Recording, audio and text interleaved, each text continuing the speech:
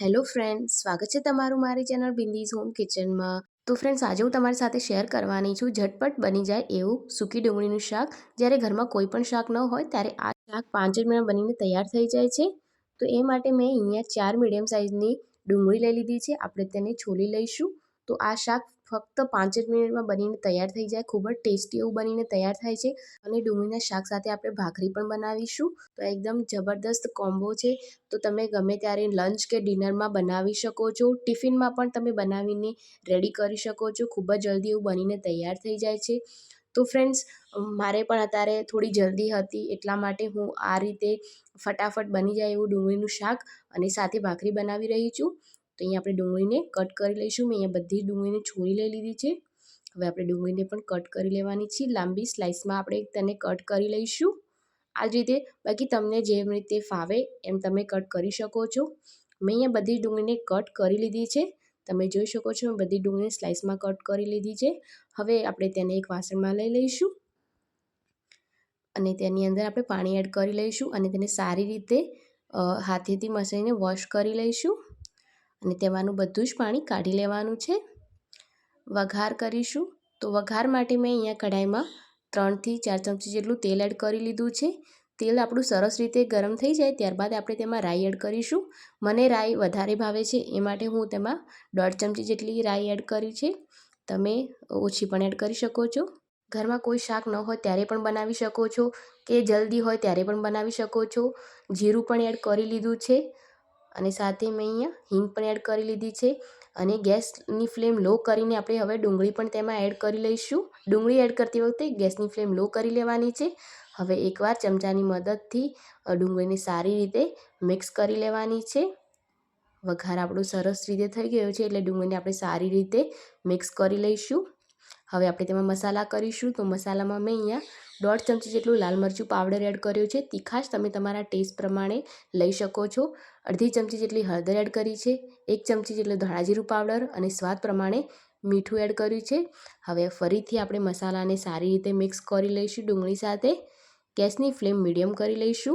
તો આ શાકની અંદર આપણે બિલકુલ પણ પાણી નથી એડ કરવાનું, એકદમ કોરું કોરું જ રાખવાનું છે। પણ તમારે પાણી જોઈતું હોય તો તમે તેમાં એડ કરી શકો છો।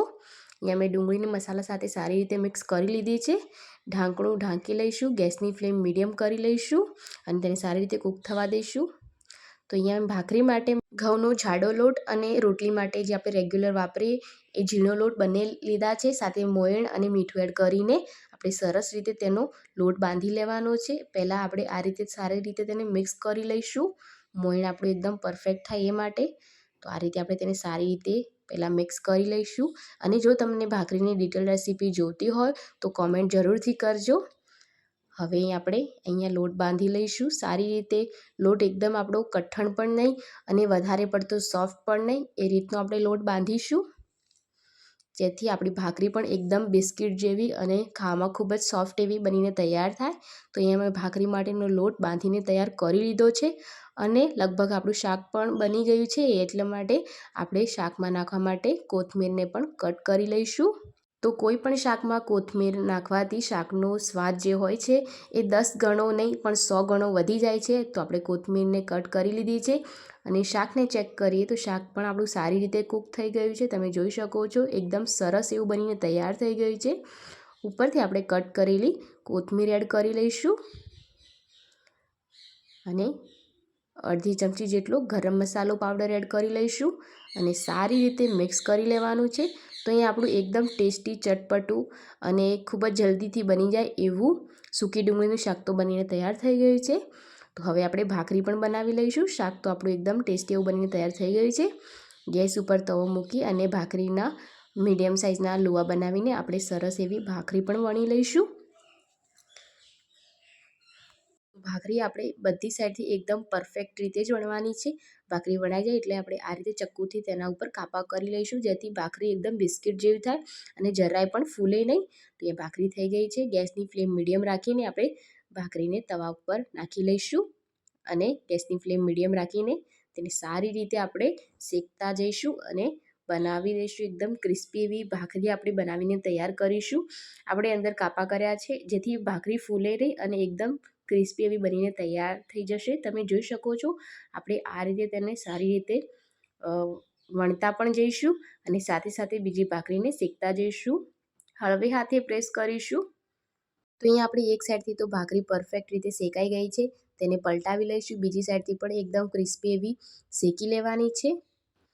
તો અહીંયા 2 મિનિટમાં આપણી બીજી સાઈડથી પણ એકદમ ક્રિસ્પી એવી બિસ્કિટ ભાખરી બનીને તૈયાર થઈ ગઈ છે.